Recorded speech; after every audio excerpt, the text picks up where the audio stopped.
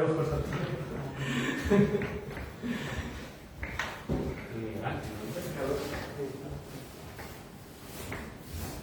pues si os parece bien, buenas tardes a todos, bienvenidos a esta tercera solitaria jornada de la jornada de Ponce y Albert, que celebramos los 50 años del Fuente de la Constancia y, en fin, espero que sea provechosa como las más anteriores. Me toca presentar ahora al profesor Miguel Ángel García, que hablará en su ponencia Y la belleza, sin embargo, otra vuelta al compromiso de Juan Cervantes. Miguel Ángel García es catedrático de literatura española en la Universidad de Granada. Sus investigaciones han atendido sobre todo a la poesía contemporánea y a las relaciones entre literatura e ideología. Ha realizado estancias de investigación en las universidades de Córdoba de Montpellier, la Sorbona, Nobel Paris y Lisboa, y estancias docentes en las universidades de Ferrara, Brno y la Sapienza de Roma. Ha sido investigador principal de dos proyectos I+D sobre poesía y compromiso, y en esta línea ha publicado los libros Cartografías del compromiso, Vanguardia e ideología de los poetas del 27 y Los compromisos de la joven literatura, años 20 y 30 en España. Sobre esta misma cuestión ha editado varios volúmenes colectivos, el último de ellos con el título del Compromiso en la poesía española del siglo XX y el canon académico actual. Y aunque estamos en confianza, me gustaría detenerme en este punto, si ustedes me lo permiten, y proponer reflexionar sobre un término tan gastado por el arribismo y el positivismo actuales como el magisterio, ya sea académico o no. En este sentido, y disculpen que este humilde presentador hable de lo que menos sabe, es decir, de sí mismo y su propio inconsciente ideológico, pero tuve la suerte de pasar por las aulas de la Universidad de Granada y encontrarme con profesores como el propio Miguel Ángel García o Juan Carlos Rodríguez, que cambiaron mi vida. No solo me enseñaron a pensar la literatura desde abajo, porque la literatura no ha existido siempre, sino que otra literatura es posible. Por eso no quería dejar pasar la ocasión para decirles que planteamientos como este, el del magisterio oracular, tan embarrado por la prudería y la endogamia departamental, también merecen ser historizados y propuestos a casos de una manera inversa, desde esa pregunta previa que siempre nos advierte Marx. Como les digo, trayectorias como la del profesor Miguel Ángel García justifican el trabajo diario del investigador, la dedicación sin excusas, sin dar un solo paso atrás contra la miseria cotidiana que esconde el texto literario. Y por eso mismo, sabiendo que es un diezmo el amor, como dirá el poeta, merece la pena aguardar a que todo ese esfuerzo algún día coseche esa fortuna, tantas veces escriba, de la palabra discípulo. Bueno, muchas gracias. Tiene la palabra el profesor.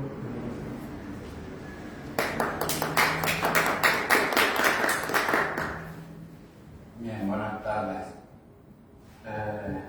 Muchísimas gracias, Manuel, por tus palabras y por tu invitación a esta jornada. Y por supuesto también quiero dar las gracias al Instituto Alicantino de Cultura Juan Gil Albert.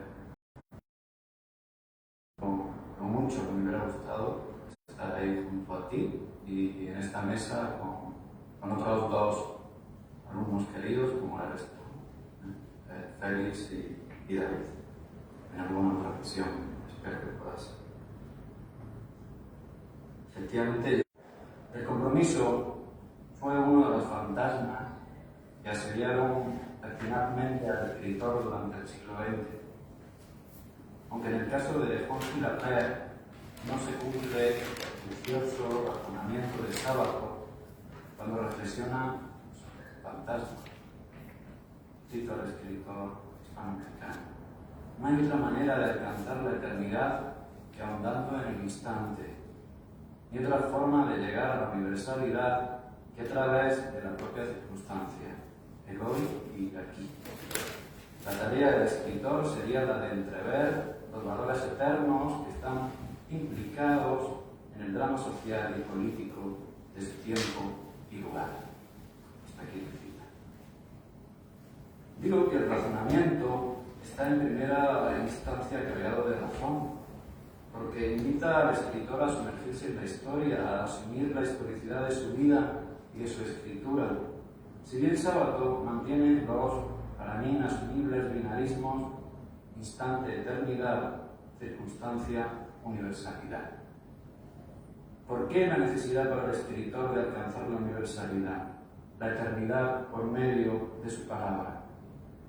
Sábato no renuncia a estas categorías por mucho que anime a materializarlas partiendo de sus contrarios, lo circunstancial, lo anclado a un tiempo y lugar, al hoy y al aquí, como se supone que lo está el drama social y político que incita al compromiso del escritor.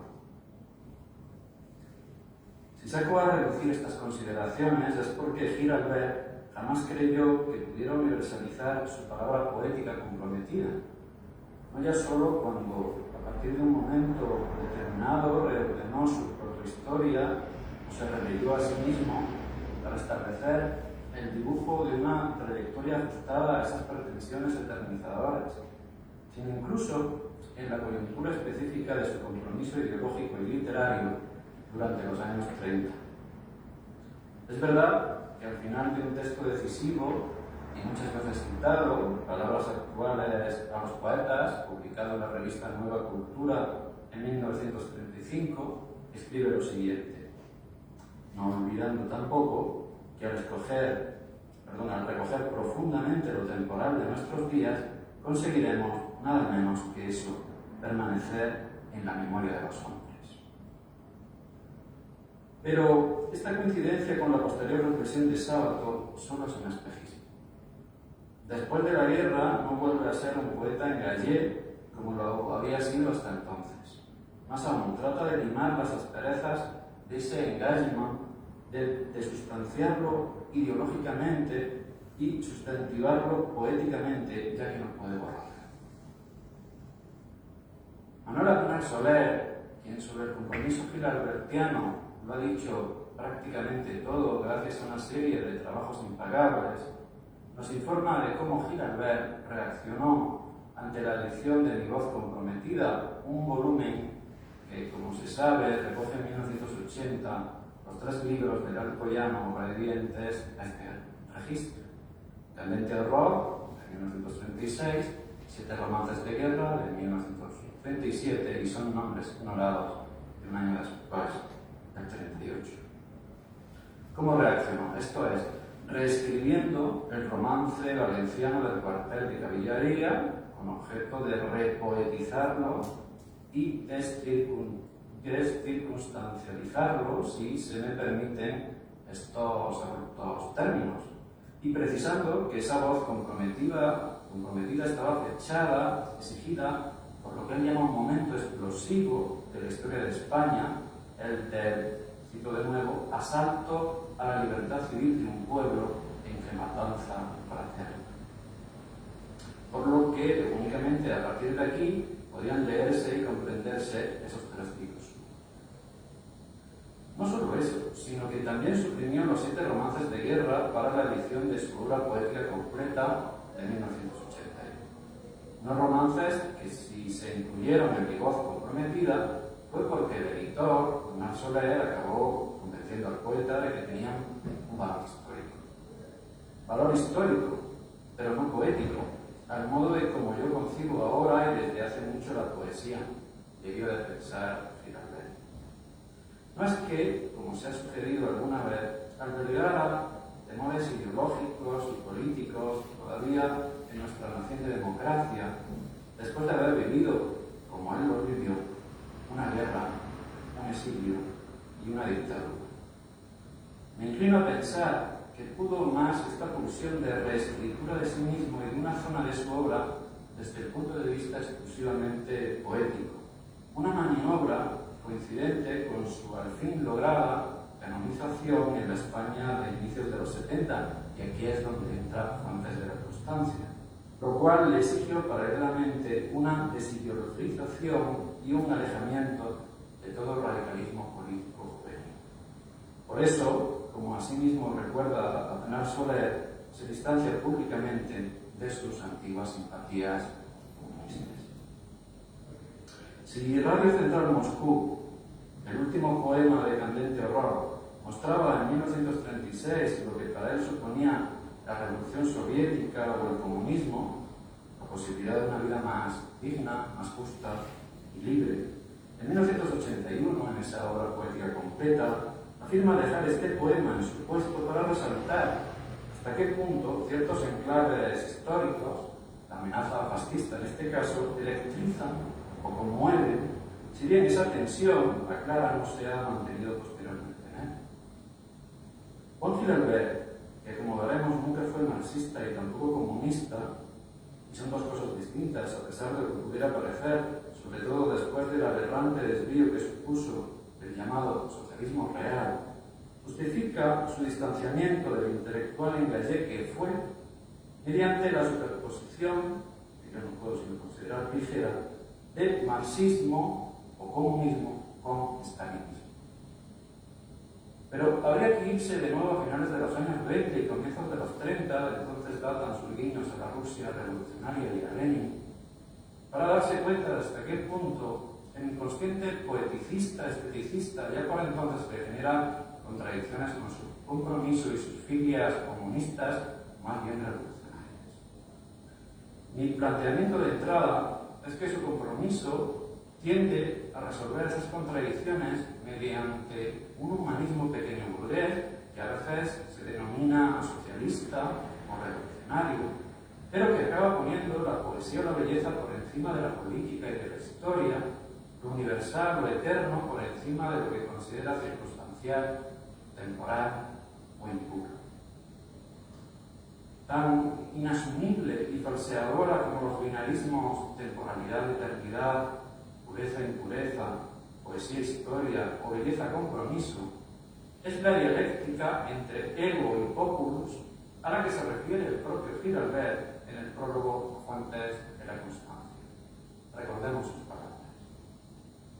Misteriosa presencia, dice allí, y candente horror, libros de fecha coincidente, se me aparecen como la inocente manifestación de lo que podríamos llamar un destino contradictorio, el ego y el populus, el intimismo y lo social.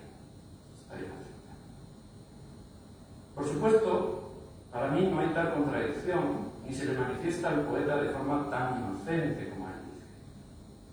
Quiere darnos a entender ese destino contradictorio que ha vivido como poeta, esa doble solicitación hacia vectores contrarios, el intimismo, el ego, y lo social, el populus. Para empezar, la intimidad del yo está construida social históricamente.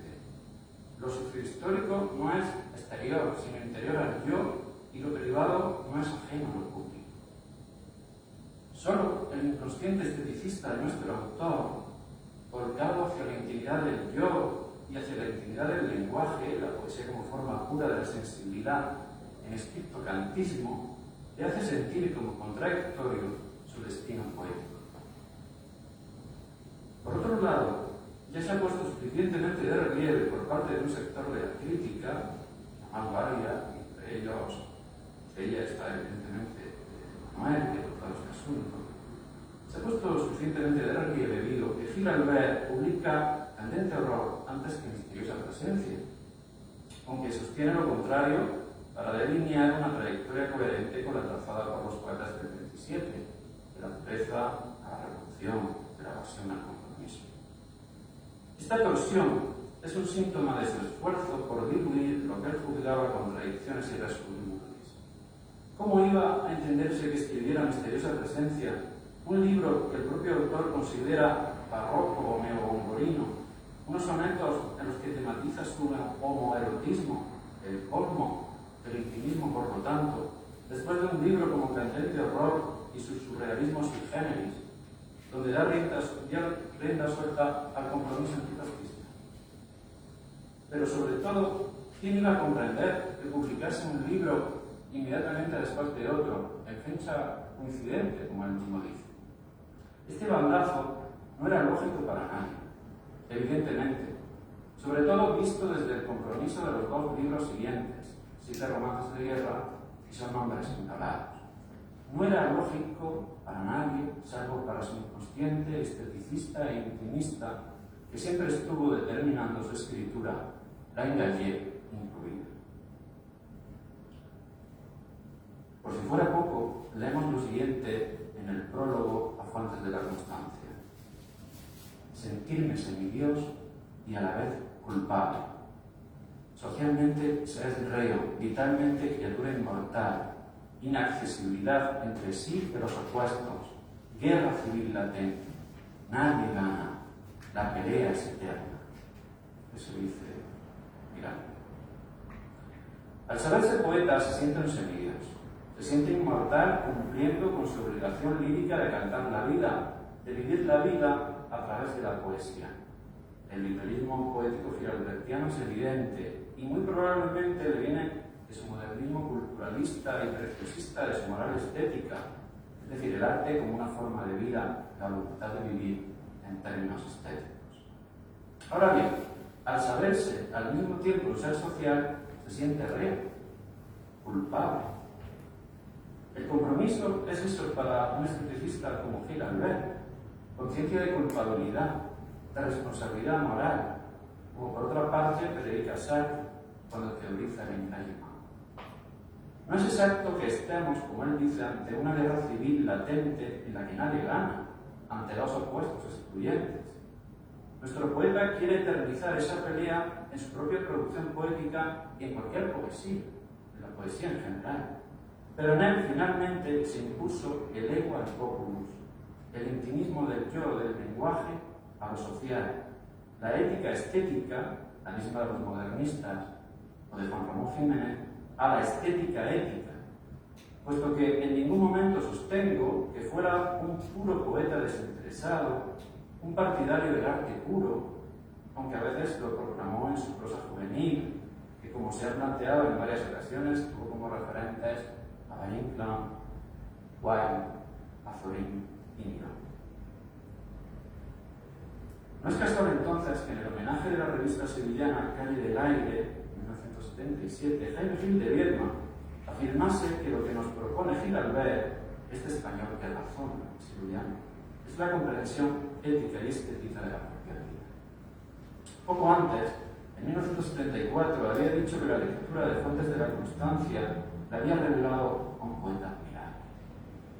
Opinión que corrobora bastante después, en 1990, precisando que la aparición de esta antología fue para los lectores de poesía española de la época la más asombrosa sorpresa de los últimos años. Pienso que el autor de Moralidades vio en Gil Albert la estética ética. Frente a los novísimos y su estela, de Carnero a Siles, pasando por Luis Antonio de Villena, que vieron en él la ética estética.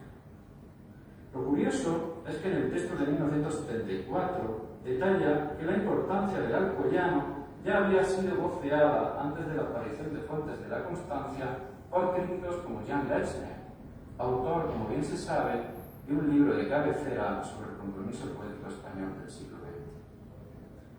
Me interesan los planteamientos de este crítico holandés porque, una vez más, revelan las contradicciones de la voz comprometida gilalbertiana. En el mencionado homenaje de Calle del Aire, nos informa de que conoció a Gil Albert cuando, preparando su libro sobre el compromiso, se topó con la antología Poetas en la España Real, de 1937, selección de poemas procedente de la revista Hora de España, que fue editada con motivo del Segundo Congreso Internacional de Escritores en Defensa de la Cultura, celebrado en Valencia en 1927, de 6 años. Lechner se preguntó entonces por qué se le conocía tan poco en España, situación que él dice cambió en 1972 con la publicación de Fuentes de la Constancia. Más que nada, me parece conveniente señalar que Lechner valora la serenidad, así la llama, de la escritura gilalbertiana en tiempos que no eran precisamente fáciles, como la República o la guerra. El distanciamiento de lo que tocaba de cerca al autor, siempre bajo la búsqueda por necesidad íntima, postilla Lechner, de la belleza. En otro homenaje posterior, el de la revista La Casa del Pavo, del año 83, este mismo crítico resalta como un guiño el título de su primer libro de poemas, La candente lucidez del poeta, quien en otro título, como Fuentes de la Constancia, encuentra las dos vertientes que concentra, las dos vertientes que caracterizan su obra, la filosófica y la ética. Desde el comienzo de su carrera, según Lechner, Giralbert habría sido intérprete de los tiempos que le tocó vivir, filósofo y moralista, pero no en el sentido de constructor de sistemas o productor de moralejas, lejos en todo momento del extremismo o la evidencia. Más sustancia tienen las páginas que este crítico dedica al alcoyano en su monografía sobre el compromiso de Ariel en 1968, sobre todo porque este primer gran estudioso del compromiso poético español contemporáneo comparte con Giralbert y tantos otros críticos y poetas la exigencia de belleza, el inconsciente esteticista, el respeto a la función poética para entenderlo, lo que supone alejamiento y condena, más lógico, del realismo más seco, del prosaísmo panfletario y el compromiso propagandístico. Es decir, todos aquellos límites que trazan Giralbert incluido los firmantes de la famosa ponencia colectiva que lee Serrano Plaza en el mencionado segundo congreso. Ahora bien, ¿qué es poesía y qué no lo es? Mejor dicho, ¿qué es lo que el inconsciente ideológico literario dominante, ese que solo es un desdoblamiento en el nivel artístico de la ideología hegemónica y que entiende la poesía como un lenguaje puro, sensible, íntimo, esencial y vuelto hacia sí mismo, en función estética, como dice Jacobson? ¿Qué es lo que ese inconsciente hace pasar o no por poesía? Si al crítico a quien me vengo refiriendo le llamó poderosamente, adverbio suyo, la atención de este poeta entre los incluidos en la antología Poetas en España Real, es precisamente porque representaba, dice, una actitud ética de compromiso, pero desde la poesía difícil que advierte en él Cernuda al reseñar esta antología. No es que fuera exactamente una poesía difícil. La de Son Hombres Ignorados era una poesía que había vuelto a ese inconsciente poético de la palabra esencial e íntima, sin olvidarse por ello de lo que Giralbert llama el populus, de la guerra o del mundo exterior, al yo, si es que hay un fuera y un dentro de la subjetividad. Sí. Es a esto a lo que Cernuda llama poesía difícil, sin duda pensando en los romances de guerra gilalbertianos, que como todos los romances que escribieron los poetas de oficio, los que no lo eran, obedecerían, según esta lógica, a un impulso épico y no lírico, más popular y fácil, por así decirlo. Pensemos en cómo el propio Giralbert decreta ya acabada esta primera fase romanceada, por la que han pasado él mismo y otros compañeros, un texto clave para las luces, el poeta como juglar de guerra, en 1937. Volviendo a los razonamientos de Lechner, los títulos de varios poemas de candente horror llevan, según él, a pensar en una poesía comprometida, tipo de receptorio, panfletario, pero, cito, no hay poesía comprometida más vacía de eslóganes, de programas sociales, de meras denuncias o gritos de combate, incluso durante los trágicos años de la guerra civil, que la de Juan Giralbert. Esto dice el inconsciente poeticista de nuestro crítico salta a la vista. La afirmación es más apropiada con todo para Giralbert, que son nombres ignorados, en mi opinión. Por otro lado, si la denuncia, el eslogan, el panfleto, el programa social o el grito de combate amenazan con la ausencia de poesía, esto es obvio. La ideología de la palabra poética y creativa amenaza a su vez con la falta de compromiso en sentido fuerte, como no sea un compromiso débil, humanista burgués, de intelectual blanco, que se compromete con los valores del espíritu humano más allá de cualquier lucha social, política e ideológica, al modo del Julián Benda, que censura la traición de Klein. En muchos momentos de la obra giralbertiana, en prosa o en verso, antes y durante la guerra civil, hay un compromiso ideológico fuerte, no me cabe la mano. Hay conciencia del lugar que ocupa el escritor en las luchas ideológicas de su tiempo y conciencia de que, como tal escritor, el terreno en el que a la postre solo puede intervenir es este de la ideología. Lo desafonador es su posterior empeño en convertirse en un intelectual y un artista blanco, y que los poetas y la crítica que lo canonizaron a partir del punto de inflexión de Fuentes de la Constancia, es traído este seminario o esta jornada, que a ellos, ¿no?, le ayudaran en este blanqueamiento, en la entronización y el inconsciente poeticista de un Gilabert más verdadero que otro. Naturalmente, según esta forma de ver las cosas, el poeta de esos nombres ignorados sería más Gilabert que el decadente horror y 7 romances de guerra, incluso que el francamente fallido de misteriosa presencia. Y por supuesto, Gilabert había comenzado a ser ya él mismo, esto es, había encontrado su voz definitiva después de la guerra, en el primer libro del exilio, Las ilusiones, lejos ya por lo tanto de cualquier brizna de urgente gramática necesaria, por decirlo con la conocida expresión perfecta. Me parece que la publicación de Fuentes de la Constancia fue el estallido de toda esta problemática en torno al lugar que críticos y jóvenes poetas tenían reservado a nuestro autor, un lugar que éste había venido delineando morosa, escrupulosamente. La forma en la que Lessner descubre la importancia poética de Gilabert, incluso por encima de su compromiso, es bien elocuente.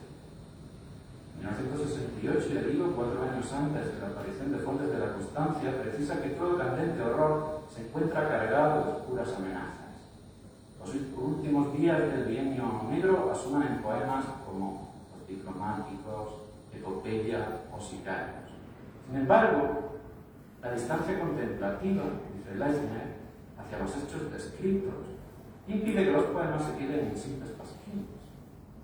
El libro acaba con la nota esperanzadora que introduce el aludido poema Rayo Central Moscú, pero inmediatamente el crítico puntualiza que a pesar de este poema y el texto que encabeza el libro, titulado Confesión a 3 jóvenes comunistas, el poeta no ingresó jamás en el partido. Cito de nuevo a Lessner: poesía comprometida de la mejor que se escribió en España antes de 1936, surgida de la preocupación por la dignidad del hombre que el poeta veía amenazada. Por lo tanto, el compromiso filocomunista frente a la amenaza fascista queda reducido a un compromiso humanista burgués en modo alguno revolucionario. No cabe perder de vista aún así que en esa confesión el yo poético reconoce a esos 3 jóvenes comunistas haber descubierto una verdad terrible, la dignidad desnuda que resonó en su pecho. La salvaguardia del poeticismo no puede hacernos perder de vista que Gilabert defendió la revolución. Aunque lo hiciera desde la ideología pequeño burguesa propia del escritor que, como ha sucedido otras veces en la historia, adopta posiciones radicales que le llevan a confluir desde abajo por falta de identificación con su clase de origen, la burguesía mercantil en este caso. El propio poeta reconoce en el prólogo a 7 nombres de guerra, a 7 romances de guerra, que nada hacía suponer que algún día llegaría a repudiar de forma tan vehemente su medio social, pero, son palabras textuales, los caminos que llevan a la revolución son diversos y distintos. En su caso, desde niño, nos sigue diciendo, conoció durante sus veraneos en un pequeño valle alcoyano la vida mecanizada y triste de los obreros. Según continúa rememorando, fue quizás en los últimos años de la dictadura de Primo de Rivera cuando la realidad española comenzó a interesarle, frecuentando el trato con los trabajadores, estando con ellos, cuando la proclamación de la República y la Revolución minera de Asturias. De nuevo son palabras suyas, magníficas. Por otro lado, dice lo siguiente: nada puede igualar el selante de estar en esos momentos con los que tienen razón. Naturalmente, desde hacía tiempo, Rusia se aparecía en el horizonte como una tierra cargada de promesas, casi como la realización lejana de la felicidad. Qué distinto ahora, ¿verdad? Los caminos que conducen a la revolución son en efecto muy variados. En lo tocante a Gilabert, el camino por el que pretendió llegar a la revolución, una posición exigida tanto por la rebeldía contra su propia clase a la que le llevaba a ser un esteta, como por la responsabilidad moral del artista o del intelectual de izquierdas, fue la poesía. Siempre se quiso poeta antes que revolucionario, aunque el primero se vio impulsado a dialogar con el segundo, siquiera fuese durante un tiempo que él mismo recuerda, haciendo expresa, como acabamos de ver, una vez más, su fascinación por el sueño revolucionario que había triunfado en la Unión Soviética. Pero el arte estaba antes que la revolución, la belleza antes que el compromiso, la sagrada libertad del poeta, una idea, la de que somos libres por naturaleza, que nadie, sea poeta o no, parece cuestionar en el capitalismo. Eso estaba también antes que las consignas del partido. No hizo falta el impacto del caso Gil, ni la deriva stalinista, la terrible deriva stalinista, para que nuestro poeta se alejase del comunismo. Su condición de esteta fue la que lo acercó al sueño revolucionario y la que al mismo tiempo lo apartó de él. El Juan Gil Albert, de Fuentes de la Constancia, y con esto termino, ese poeta ya en pleno dominio de su hacer, excluye de esta antología del 50 aniversario, ahora conmemoramos, cualquier muestra de sus romances de guerra, como era previsible. Esos nombres ignorados recoge la célebre Elegía una casa de campo, Despedida de un año, 1936, y Palabras a muertos. De candente horror, Cultura estallante, Regadas negros y La huella del espíritu. No aparece de este libro el poema y la belleza, sin embargo. Es una muestra inequívoca de los remordimientos que llevaron a un esteta por naturaleza como Gil Albert a los caminos diversos, sí, pero implacablemente comprometedores de la revolución y del engaño. Cito algunos versos de ese poema. No puede ser, cuando se oyen desgarrarse las sombras, que la belleza exista seduciéndome, porque no puedo tenderle mis ojos, ni llenarle su forma de palabras ardientes.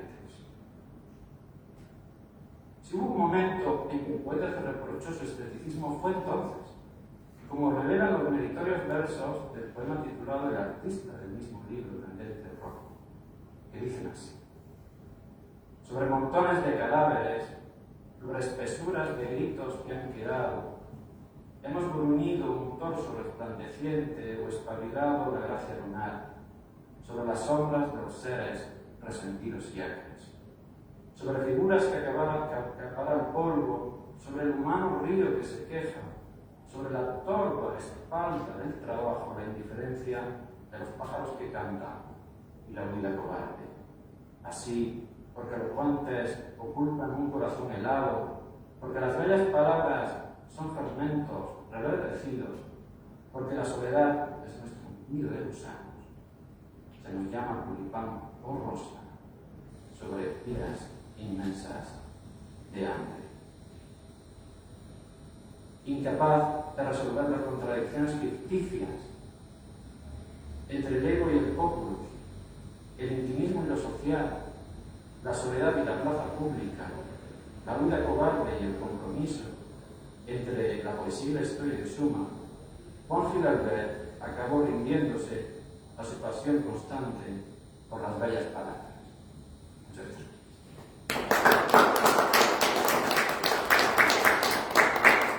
Muchas gracias, profesor Miguel Ángel García, por tu brillante intervención y por esta lectura del compromiso de Juan Gil Albert, sin lugar a dudas necesaria en su bibliografía. Es el turno de las preguntas.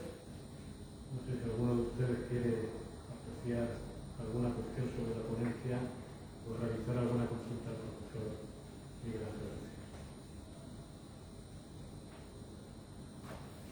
Sí, Héctor.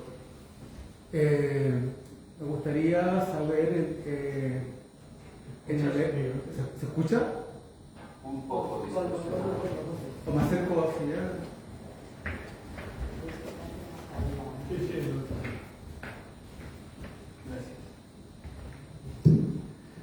Gracias.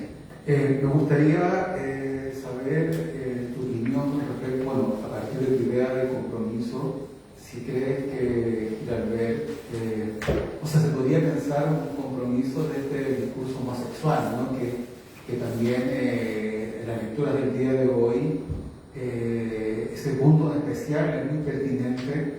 Sin embargo, creo también, ¿no?, que hay ahí una estética evidente en la lectura, en la escritura de Gilabert, una estética, o sea, una ética y una política al respecto, pero ¿cómo lo ves tú a partir de la idea del compromiso? Si crees que hay un compromiso, como digo, ¿no?, en el discurso homosexual y eso, esa es la pregunta. No he escuchado bien, Carla. Puedo leer aquí y recordarla en este micrófono si quieres. En resumen, si existe, crees tú, un compromiso con respecto al discurso homosexual en Juan Gilabert. Ese es el resumen de la pregunta. Ah, bien, de acuerdo. Sí, supongo que el homoerotismo, como en el caso de Cernuda, como en el caso de Lorca, por aquel entonces, evidentemente suponía un compromiso, ¿no? Pero yo particularmente me niego a leer la obra de estos otros autores. Hablo también de Gilabert desde esa óptica exclusiva. Me parece que determina. No exclusiva, pero como parte de la obra. Ya me he referido a él, misteriosa presencia, pero no se convierte en una clave interpretativa global. Ahora bien, que suponían un compromiso, tomar la palabra en ese sentido no me dejará nada. Gracias por su respuesta, profesor Miguel Ángel García. No sé si hay alguna otra consulta, algún comentario. Tampoco te queremos robar mucho tiempo porque conocemos tu situación laboral. Entonces, pues si te parece bien, Miguel Ángel, damos por concluida tu intervención. Te agradecemos personalmente su empeño por estar en esta jornada, aunque fuera de manera extensa. Muchas gracias, Miguel Ángel. Gracias.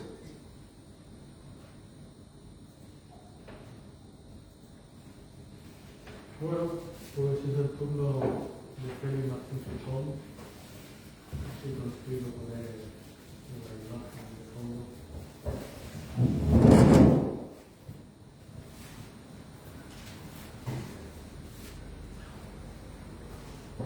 ¿Te parece bien, Félix?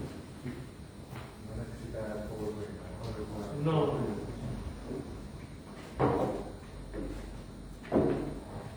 Yo creo que incluso hasta podríamos cerrar un poco la tapa del operador, me parece bien. Ya, por eso.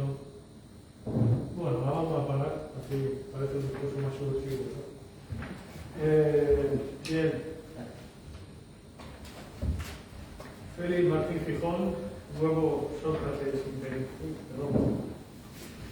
Ahora sí, Félix Martín Fijón, luego Sócrates impenitente, es doctor por la Universidad de Granada, que ha hecho una brillante tesis doctoral sobre la obra Sentimentalidad, que recientemente ha merecido el 6º premio de investigación literaria Ángel González y ha visto la luz en la editorial Antropos bajo el título La intimidad de los espejos, lecturas de la obra Sentimentalidad. Ha participado en libros colectivos editados por sellos como Visor, Renacimiento, Comares y recientemente en la Universidad de Alicante, a propósito de un homenaje a la figura de Enrique Cervantes. También podemos encontrar su trabajo en revistas como Prosemas y revistas de estudios filológicos. Y aunque él lo negará rotundamente, ha publicado en revistas literarias parte de su obra poética, que todavía mantiene inédita. No sabemos si a la espera de la muerte del sujeto poético tradicional. Tiene la palabra el doctor Martín Fijón.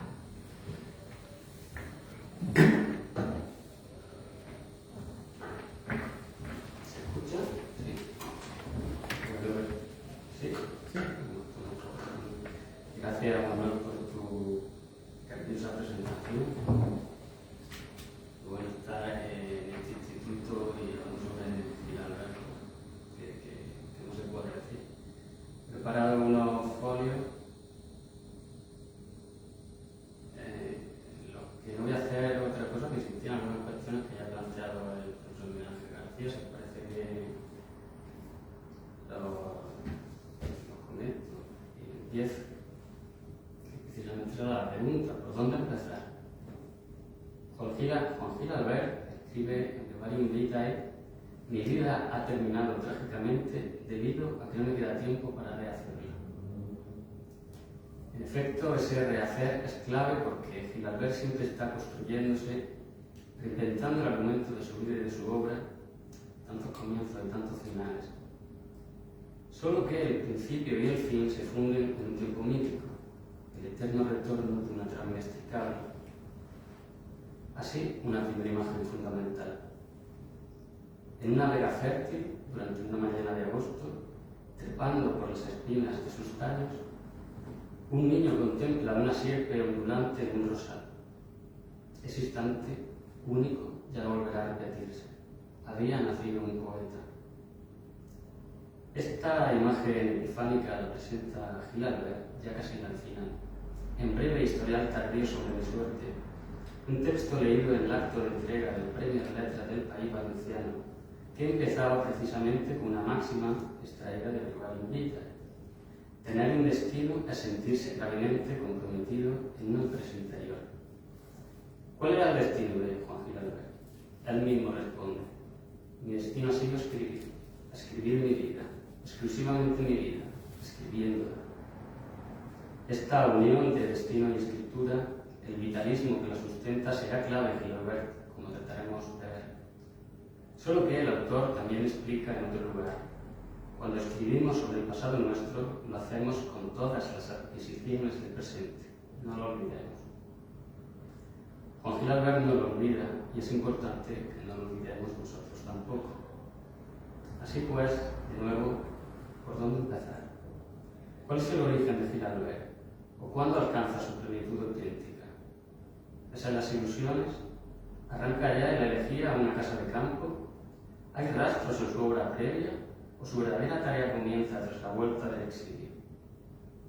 Continuos comienzos, regresos constantes, principios que se hacen y se deshacen como la primavera, como Perséfone y Adonis, como las lilas que vio Gil Albert al salir de un campo de concentración francés. Mucho tiempo después, Sánchez Barbudo comentará sobre estas lilas. Aquel abandonarse a la belleza fue para él como un recuperar su propio ser, un retornar a lo que era. Siguiendo esta estela, es muy interesante leer unos versos de un monasterio griego. Volver quiero al lugar donde es posible mecerse en el estético deleite de la hermosura. Más que como anhelo de poner fin al exilio en tierras americanas, aunque también.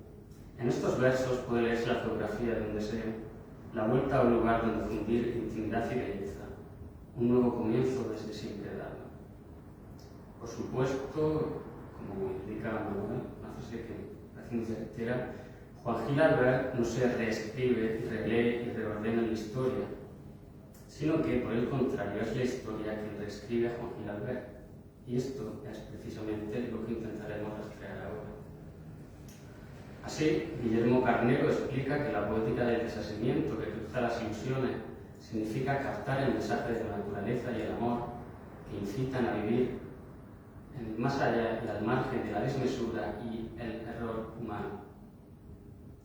Este margen es un espacio incontaminado, puro, eterno, una zona no desustanciada, usar un término que emplea Gilbert en su época incluso comprometida. Es decir, un reino de la belleza donde descansa el poeta en su séptimo día paradisíaco. Conviene tener en cuenta esto porque la construcción de este ámbito será fundamental en la obra de Gilbert. No hay que perder de vista estas cuestiones a la hora de intentar situar al poeta, pues en efecto ha costado mucho situarlo. Muy brevemente podría indicarse que el problema se plantea atendiendo al género y a las generaciones, incluso a la relación entre ambos. ¿Qué género practica Gil Albert? ¿Cuál es la savia que nutre su obra? ¿Se trata de un poeta o de un prosista? ¿Se trata de un memorialista, de un ensayista, de un pensador o de un sabio? Gil Albert dirá en el prólogo a fuente de la constancia que en un árbol importan tanto las hojas como el tronco y por tanto se declara escritor, simplemente escritor, aunque en otro lugar también dirá que ha sido cronista a lo largo de su vida y de su obra. Como empezó escribiendo una prosa, digamos, anticuada, de fin de siglo, en un momento que deslumbraba a los poetas de vanguardia, y como cambió el orden de sus dos primeros libros de poesía, el problema del género, según ante la generación, Los primeros críticos que se ocupan de José Domingo, Jiménez Martos, lo sitúan en la generación del 36, pero también sabemos que Gilabert, al sentirse parte del 27 por nacimiento, por formación, por estilo, por amistad, cuenta. Y además se quitó años de encima, confundiendo a los críticos que cuentan de 15 en 15 el paso de una generación a otra. Por supuesto, hablar de generación supone hablar de élites y masas, de una España invertebrada, es decir, supone hablar de Ortega y de la fenomenología. Es comprensible que Gilabert interesase la cuestión de la generación porque el mundo de Ortega es el suyo, además del prestigio que había en juego, según el Marbete, canonizador. Y es también comprensible que la crítica del movimiento se viese arrastrada por la costumbre del método generacional. Lo que resulta muy comprensible es que sigamos entendiendo la historia de la literatura como una acumulación de estratos, cada estrato de una nueva generación. Ahora bien, el problema de las generaciones se ha establecido, ha aparecido una tercera vía con el beneplácito del propio Gilabert. Me refiero a su consideración como poeta isla según el finio Marco Ricardo Barnata. Es decir, un poeta aislado que escapa por encima de las etiquetas, atípico, inclasificable. Resulta muy significativo que a Jim Ferrer comenzara un artículo sobre él fijándose en dos cosas, en que Guillén lo llama poeta de rara calidad y en que Jaime G. de Viedma lo llama artista de rara calidad. ¿En qué podría consistir la rareza de Gilabert?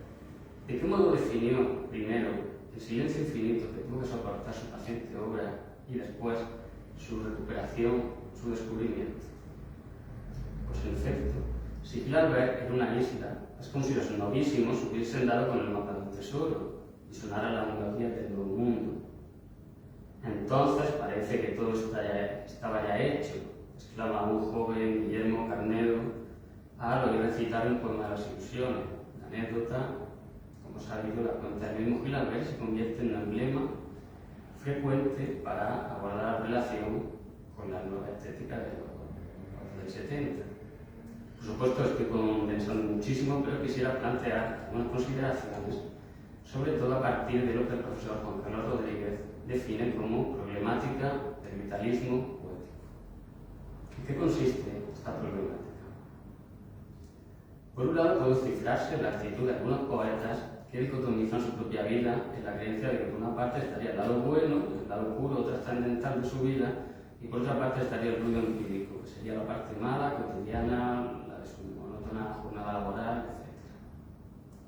Y, en segundo lugar, estaría la tendencia encaminada a cotizar la vida sin más, a encarnar a la poesía en la vida.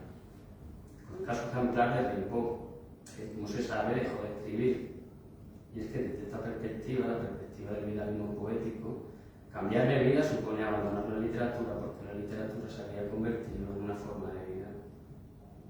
Hay una carta de Federico García Lorca, escrita en la residencia de estudiantes, en la que dice a su familia: a mí ya no me podéis cambiar. Yo he nacido poeta y artista, como el que nace cojo, como el que nace ciego, como el que nace guapo. Es el mismo caso que el de Gilabert. Teniendo en cuenta todo esto, digamos que para el kantismo, a partir de la división entre forma y contenido, el purismo resulta imposible. Y es que la forma poética no logra establecer su pureza plenamente. Las formas sensibles se mueven solo en el nivel de la sensibilidad, o sea, de lo solo a medias puro. Únicamente en el nivel trascendental se podrá hallar la pureza absoluta, pero con una precisión. Esa pureza plena, ese nivel trascendental, únicamente se manifiesta a través de la acción moral, de la voluntad o de la ética, es decir, lo que para el kantismo se llama simplemente la vida, el vivir. Así llegamos a un primer aspecto clave. Toda la poética fenomenológica de los años 20 y 30, donde se escribe Juan Gilabert, no es otra cosa que una ética estética, una estética de la voluntad de vivir, el vitalismo poético. Gilabert está plenamente inmerso en esta problemática y de este modo declara: mi obra soy yo. Por tanto, fusión vida-arte, cuyo máximo teórico fue Nietzsche. no lo olvidemos, un autor junto a Dante clave en Gilabert. Pero para que tal fusión, la fusión vida-arte, sea efectiva, como por ejemplo en el caso de Rubén Darío, para vivir estéticamente y escribir vitalmente, es necesaria la construcción de un mundo estéticamente esencial, un campo de pleno espíritu auténtico. Con otro ejemplo claro, como es el de Rilke, que se va a vivir al taller de Rodin. Gilabert, por su parte, cuida su apariencia, un dandy de guante amarillo y estúpida elegancia, y también cuida la decoración de sus casas, donde destaca la abundancia de objetos bellos, espejos, grabados, óleos, cortinas, vitrinas, butacones, o esa copa de cristal que llenaba de pétalos. De este modo, Gilabert hace de su vida un estilo, parte de su obra. La obra se convierte en vida dentro de ese campo del espíritu, de ese reino de la belleza del que hablábamos antes. Pero por supuesto que este campo del espíritu no es más que una ficción ideológica, pero por eso mismo conviene prestar atención. Por otro lado, todo este mundo estético también actúa en su poesía, donde estiliza su vida y trascendentaliza su experiencia. Retomamos los planteamientos anteriores a partir de la visión kantiana entre lo trascendental y lo empírico. En el ámbito del arte, las formas puras serían propias del nivel trascendental, mientras que las impresiones o sensaciones pertenecerían al nivel empírico o cotidiano. De este modo, lo propiamente artístico sería la forma y no las impresiones o el contenido que rellenasen esa forma. Ahora bien, a partir de aquí se establecen dos posibilidades. Por un lado, el verdadero artista deberá luchar por conseguir expresar ante todas esas categorías formales en su auténtico estado puro, no dejándose arrastrar por el contenido ni por las sensaciones concretas y cotidianas. Esto por un lado. Pero también se abre otra opción. Si entran en juego tales sensaciones, tales contenidos, estos deben ser purificados y estilizados, llevados a un nivel trascendental, una vez absorbidos por el esfuerzo formal del artista. Y esto es precisamente lo que hace Gilabert. De ahí su mirada mítica, de su culturalismo, de ahí su esteticismo clásico, su vitalismo intimista. Pero la poesía de Gilabert puede ir desde una silla de mis 15 a unas hierbas que huelen o al canto de un carretero, o desde la fotografía de un monasterio griego a la visión de unas lilas. Pero también puede cobrar importancia inusitada una nota de prensa. Concierto en mi menor gira en torno a esa nota, toda una revelación, que considera el poeta, revelación como la llama él. Y nos dice Gilabert: por un medio tan actual como es el teléfono, una amiga alcoyana me preguntó si había yo leído un suelto que me dedicaban en una hoja local, ni siquiera un periódico.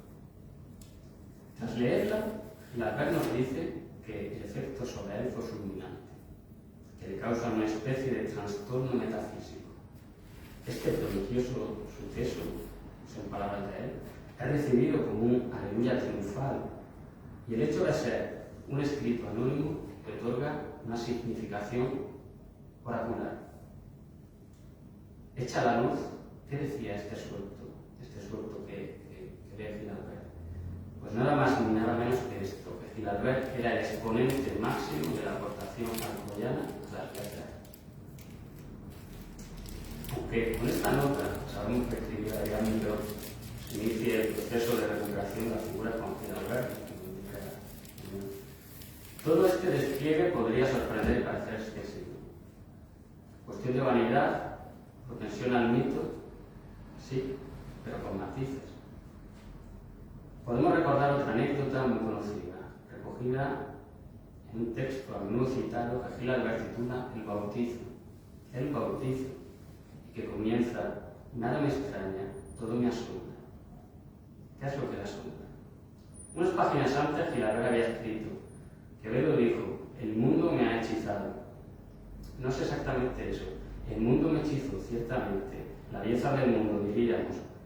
Pero lo que no me ha dejado salir de mi asombro no ha sido eso, la belleza del mundo, sino su maldad. Es decir, la maldad que encuentra en el proceder luminoso de las relaciones humanas. Así se revela a Gil Albert el sentido de su paso por el mundo, que tras la estela de Sócrates no es otro que ser testimonio de la verdad. De cualquier forma, en el bautizo, Gil Albert retoma estas consideraciones para diluirlas al mismo tiempo que las concreta aún más. Aclara que su asombro no se debe a nada determinado, sino al hecho de vivir, de sentir que se vive. Esa ontología, ese vitalismo trascendente, es el que explica que el pasado revele un sentido oculto, y la anécdota nos cuenta, como decía, muy conocida. Dice: debía ser por el año 12 cuando, cursando mi primera enseñanza, recibí un elogio que tuvo que sacudirme de un modo violento, como si me despertara. Pues bien, durante un ejercicio de clase, Gil Albert lee ante sus compañeros un fragmento del Quijote con tanta solvencia que el padre Olucha, encargado de la clase, le ordena parar y lo llama artista. Y escribe Gil Albert: dijo, ha leído como un artista. Como un artista, por vez primera, me oí designarse inesperadamente, como si en torno mío se hubiera trazado un círculo mágico que me separaba de los demás. Gil Albert vuelve una y otra vez sobre este episodio como un momento definitivo. Aparece, por ejemplo, en sus conversaciones con Villena, o en la cubierta de Crónica General aparece con el uniforme que llevaba en aquel momento, los escolapios.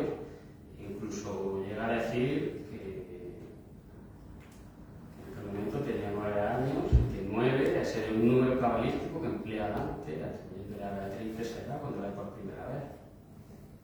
De cualquier modo, lo que ahora importa es el círculo mágico del que habla Gil Albert y que lo separa de los demás.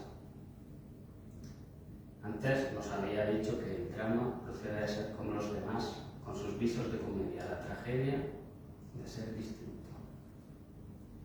Y bien, como digo, lo que importa es el hecho de ser llamado por una revelación imprecisa a la consecución de una actividad singular, son palabras suyas.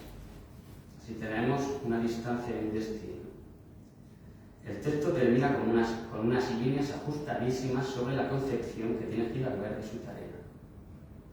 Y lo cito: seamos justos. No se me había dado el camino, pero sí la revelación.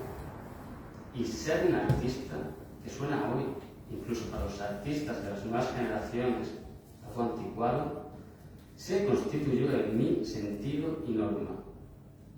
Esto mucho después, pero de momento en un reclamo embriagador, en una cosa aparte, ocupación sin ocupación, vida dentro de la vida y que trasciende a la vida, en una cosa aparte que era yo mismo. Esto es lo que nos dice. Los dos textos comentados sobre mí mismo y el bautizo aparecen recogidos bajo el título de No salir de mi asombro. Y de nuevo resulta preciso subrayarlo porque vincula a Gil Albert con el horizonte poético que estamos tratando de ver. Conviene insistir: un suelto de hoja y una lectura en clase. Fíjate lo que tratan estos textos sobre un suelto de una hoja, algo que no es ni siquiera un periódico, y una lectura que hace en clase con sus compañeros. ¿Realmente merecen tantas consideraciones? ¿Se tratan de exageraciones hiperbólicas, de una mera cuestión de vanidad? Francisco Abrines, reparen que la vanidad en Gil Albert se convierte en virtud, en fortaleza, con la que el poeta hacía frente ante la sostenida injusticia que padecía. Pero Abrines apunta a una cuestión mucho más de fondo. El estímulo del elogio ajeno o el entusiasmo del poeta ante algo propio no solo se trataba de una defensa contra el silencio que lo cercaba, aún más. El entusiasmo de Gil Albert, dice Abrines, el entusiasmo de Gil Albert por la vida, el asombro que le produce el mundo, en su mero ser o transcurrir, no acaba nunca de colmarse. Cada mañana Gil Albert descubre el mundo como una sorprendente novedad. Llegados a este punto, no estaría de más recordar dos versos de Cántico. Luz me invade todo mi ser, asombro. Como comenta Juan Carlos Rodríguez a propósito de Jorge Guillén, sentirse invadido por la vida y nada más, sentirse parte de la vida, nada más, ese es el asombro. Ya hemos visto cómo Juan Gil Albert identifica su asombro con el hecho de vivir, de sentir que se vive. Con esto no quisiera confundir la poética de Guillén y la de Gil Albert, cada una con sus búsquedas específicas y sus hallazgos concretos, pero sí me gustaría volver a insistir en la problemática del vitalismo y en el horizonte fenomenológico, pues ahí radica la clave de la escritura de la Virgen Cantina. En este sentido, resulta más que curioso, resulta sumamente ilustrativo el hecho de que Jorge Guillén, en el breve prólogo que escribe para la trama inextricable, se fija en una línea de Gil Albert, una línea que dice: ser, no claro como el agua, ser agua clara. Cantar es ser, había dicho Rilke en uno de sus sonetos a Orfeo. Vivir es ser, había escrito Gil Albert. Variaciones sobre un mismo tema que se mezclan en el agua, fusionando vida y canto. Aquel rumor sagrado, escribe Gil Albert en el poema central Fuente de la Constancia.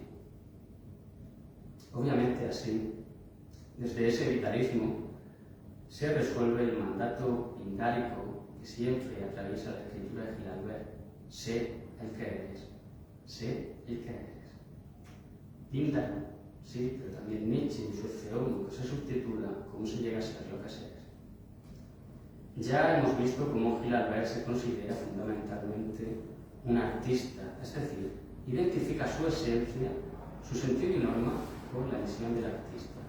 No obstante, conviene atender a una nueva fusión, pues en efecto la clave de la fenomenología se encuentra en la fusión entre esencia y existencia. Una fusión que solo será en el instante, en el ahora, pero que podría rastrearse en Gil Albert a través de su prólogo a Fuentes de la Constancia. Ahí, en ese prólogo, Gil Albert presenta un conflicto entre dos términos que había empleado Manuel Altoaguirre, como ha recordado el profesor Ángel García: el ego y el populus, es decir, el intimismo y lo social. Este destino contradictorio, como lo llama Gil Albert, será básico para tratar la cuestión de su compromiso poético. Pero ahora importa señalar una nueva distinción: cultura y civilización. La cultura sería la mágica realidad del hombre y la civilización sería cosa de productores, no de ociosos. Y así llegamos al desgarro definitivo: sentirse semidios y a la vez culpable, socialmente se es feo, vitalmente criatura inmortal. Este es el auténtico destino contradictorio para Gil Albert, los dos labios de una vida que intentará coser. Pues sí, desde el horizonte fenomenológico que estamos tratando de ver, existe un nivel trascendental que se identifica con la esencia, con el deber ser. Ese sentirse semidios y criatura inmortal. A ver si lo leo, si lo veo. Si desde el horizonte fenomenológico que estamos tratando de ver existe un nivel trascendental que se identifica con la esencia, con el deber ser, con ese sentirse semidios, criatura inmortal, esto por un lado. Y si por otro lado existe un nivel empírico, diría vulgar, el de la existencia, el del ser, o sea, el del sentirse reo y culpable, Gil Albert tratará de fundir los dos niveles, fusionando esencia y existencia, su deber ser de artista con el ser. Aquí encontramos otra clave para entender el vitalismo poético que atraviesa la obra de Gil Albert, aunque no sin problema. Pues Gil Albert sigue señalando que hay una inaccesibilidad entre sí de los opuestos, guerra civil latente, nadie gana, la PSC. Y es lógico que Gil Albert diga esto, porque desde su pensamiento estético y el inconsciente ideológico que lo sustenta, existe una brecha efectiva entre el ego y el populus, entre el semilloso y el culpable, entre el hijo de Dios y el hijo de vecino, según señaló Gil Albert a propósito de Cernuda. Pero esto no resta para que su proyecto literario se establezca a partir de esa herida, para que intente fundir vida y obra y convierta su deber ser artista en el ser el que eres. Esto es vitalismo puro. Ahora bien, ¿qué concepción del artista tiene Gil Albert? ¿Cómo concibe su misión? Hay un poema dedicado a Luis Antonio de Villena que condensa bien su planteamiento. Se titula La silla de Luis XV y dice: en esa silla radica la expresión del inefable, de la inutilidad, de lo sublime, que es ver al hombre solo y desolado dando al mundo figura y contenido de humanidad. En ello patentiza su devoción, su fe y el gran enigma que en cada cosa leve de su mano cuaja un vigor ardiente. Lo inefable, la inutilidad, lo sublime, la desolación, la fe y el enigma. El pensamiento estético de Gilalbert se asienta claramente en la tradición romántica. Las marcas de este itinerario que cruza la modernidad literaria son muchas, pero es interesante reparar en el viaje emprendido por el poeta hacia su propio yo, la travesía que hace de la intimidad un puerto de llegada. Así escribe Gilalbert: todo en mi obra nace de mí y regresa a mí.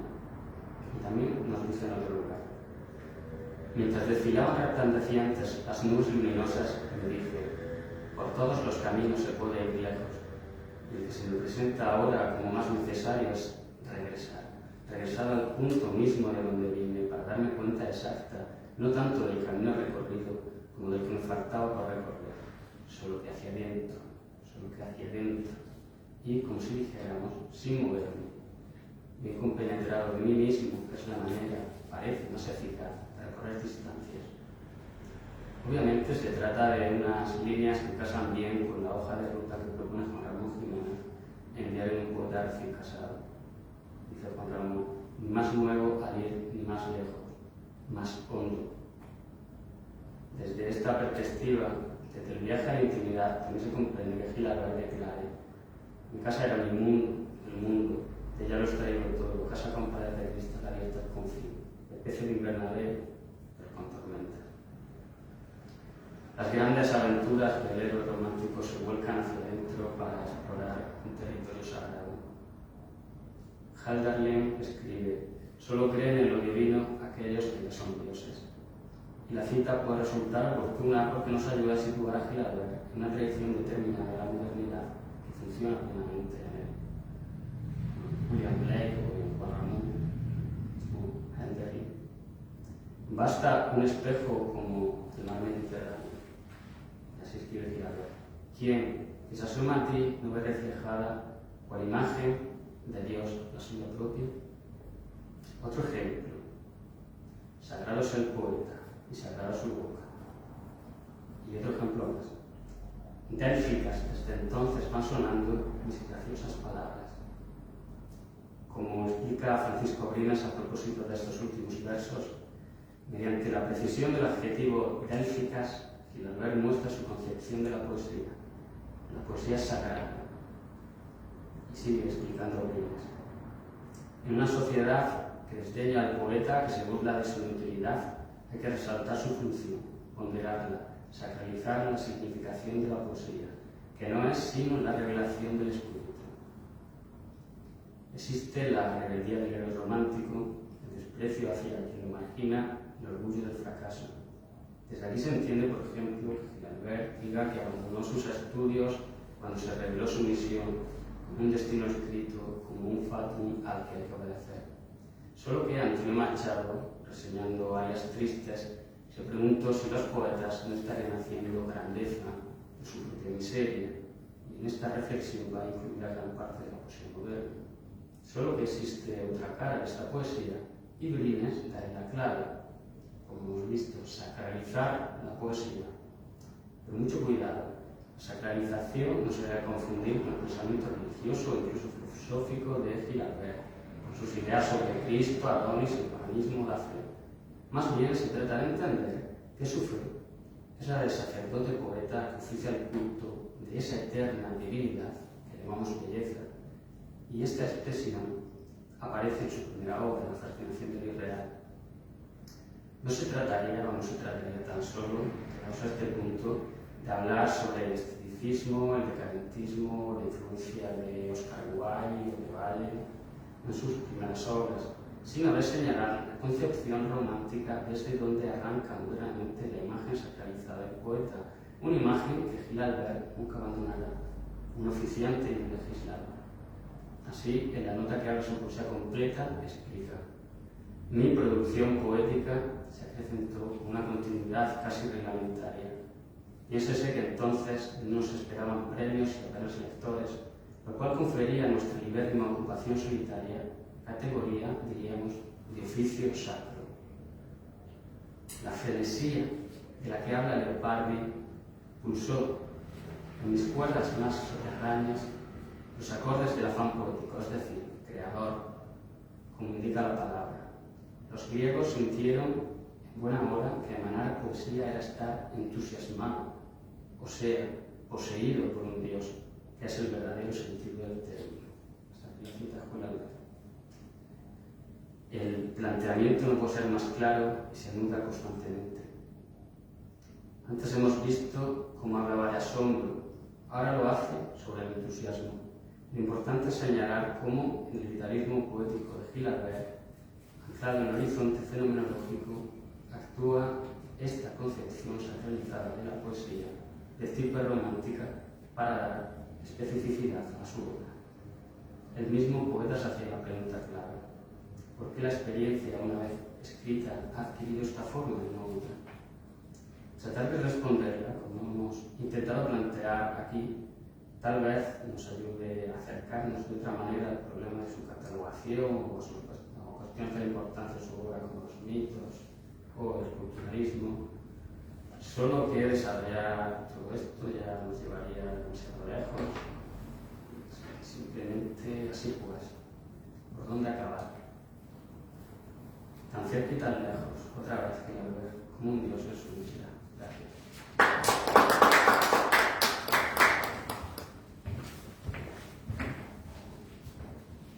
Muchas gracias. Espero no haber aburrido mucho. Creo que sí.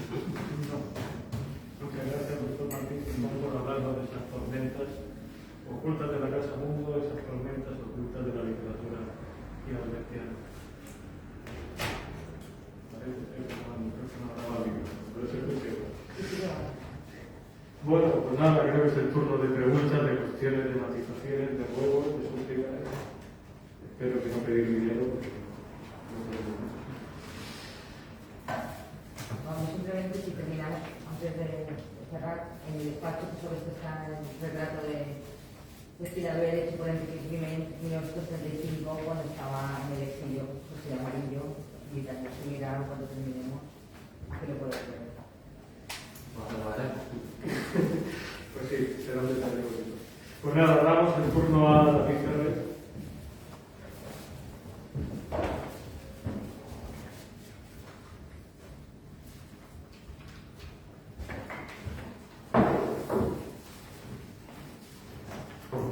Bueno, y por último, en la tarde de hoy también de las sesiones, presentaremos a David Ferrer Gutiérrez, graduado en Filología Hispánica por la Universidad de Granada, ha cursado un máster en Estudios Literarios y Teatrales.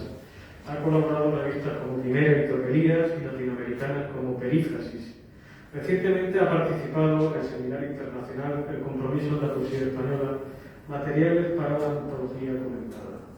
En cuanto a su obra poética, brillante y serenamente material, ha aparecido Los Ojos del Frío, gracias al sello Cántaro Balanceo, y unos años atrás, mereciendo el primer premio Draps de Poesía Social, vio la luz su Dores sin fruto en la editorial Paralelo Sur Ediciones de Barcelona. Una trayectoria que, pese a la brevedad y juventud de sus pasos, ya ha sido recogida en diversas revistas y antologías, como muestra cuando dejó de llover 50 poéticas recién cortadas de Sloper 2021, aunque él dice que no está muy contento de haber sido incluido en esa antología. Le cedo la palabra a David Ferrer.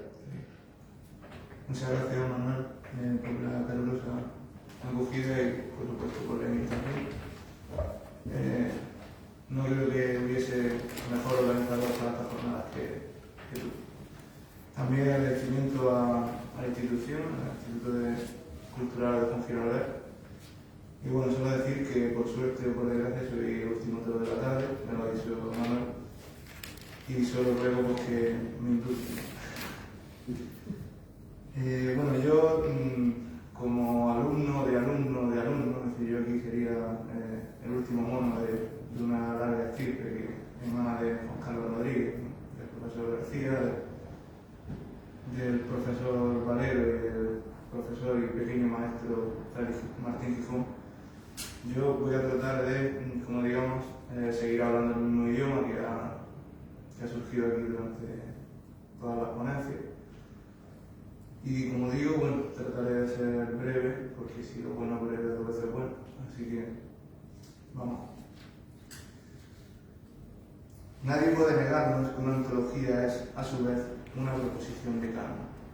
Como tampoco que, tras establecer su hegemonía, el canon debe sostenerse por su propio peso. La elección siempre arbitraria de sus integrantes o las contradicciones estético-ideológicas que las habitan, entre otros factores, alargan o acortan en el tiempo su inminente caída. Siendo conscientes, pues, de las limitaciones, los antólogos han realizado su trabajo ejerciendo lo que Marrero Enríquez llamó el género de la disculpa, ya que Gerardo Diego, en su prólogo a la segunda edición de Poesía Española, advierte que una antología es siempre un error. Años después, pese a ser consciente del acierto que ha acompañado a toda su antología, retoma esta idea en su prólogo a la edición conjunta. Al mismo tiempo, señala Marrero Enríquez, todos los antólogos, especialmente los programáticos, ejercen el género finalista. Por todo esto comentado, se hace necesario descubrir las ataduras de la antología y del canon, visibilizando las causas de su elección. Seríamos muy ingenuos si diésemos por válidos los planteamientos esencialistas de Harold Bloom y obviásemos el carácter histórico y cultural de todas las propuestas canónicas, como bien hizo en señalar Pulido Tirado. O dicho de otro modo, seríamos muy ingenuos si no fuésemos conscientes de que toda antología propone un proyecto estético que reproduce o contraduce a la ideología dominante, aunque estas palabras no sean de Pulido Tirado, sino del maestro Miguel Ángel García. En este sentido, Achugar aconseja que leerlas en relación con los ausentes, preguntarnos quién coordina la antología, para qué lo hace o para quién va dirigida. Solo así conoceremos la posición que cada propuesta ocupa no solo en el campo de batalla literario que tanto obsesiona a Bourdieu, sino también en el campo de batalla ideológico, como nos enseña el maestro Juan Carlos Rodríguez. La posición que ocupa en el campo, ya sea el centro o la periferia, depende, como comentábamos antes, en si cuestiona o asimila la ideología dominante.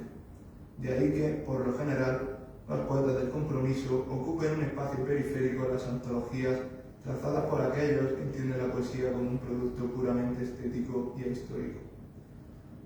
Por otra parte, si ni la alegría ni el dolor de ser súper y duraba para siempre, tampoco lo hace la posición que ocupa una propuesta antológica dentro del canon. Su naturaleza, por consiguiente, es dinámica, pues siempre lo encontramos en un eterno tránsito de una posición del sistema literario a otra, como también sucede con las obras literarias. Probablemente, a lo largo de nuestra historia, no encontraremos un caso más exitoso de autolegitimación canónica que la ya mencionada antología de Gerardo Diego de la joven literatura, Poesía Española.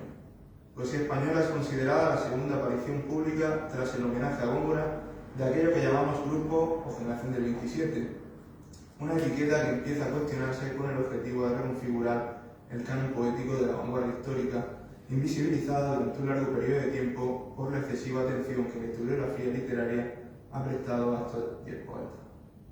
Los filólogos nuevamente pecaríamos de ingenuos si redujésemos la compleja y contradictoria situación poética que se vislumbra entre los años 20 y 30 a simplemente 10 nombres, como también lo haríamos si, pese a ello, obviásemos que estos poetas alcanzan una posición central en el polisistema literario del momento. La antología, a todas luces, corrobora que sus jóvenes integrantes conocen de las luchas que se producen en el campo de producción cultural por la adquisición del capital simbólico y de los mecanismos de la canonicidad, derivados de la tensión existente en lo que ya decíamos el centro y la periferia del sistema literario. Para ello, entre otras estrategias, reescribe la tradición más inmediata, situándose en la misma orilla poética de los hermanos Machado, Juan Ramón Jiménez y Unamuno, con quienes se prestigian y se inscriben en la historia literaria, algo que también se aprecia en la segunda edición, esta vez articulada en torno a un criterio selectivo aparente más flexible como el de contemporaneidad. Obviamente, pese a las nuevas voces, otras son expulsadas hacia los márgenes, algo que la crítica hizo notar cuestionando la parcialidad justificada por Gerardo Diego. No obstante, dejaremos aquí esta cuestión para no alargarnos demasiado. Como decíamos, es evidente que la etiqueta del 27 ocupa un espacio privilegiado en la historiografía de nuestra vanguardia. Pese a ello, esta nos ofrece una visión compleja y objetiva del panorama literario de su tiempo.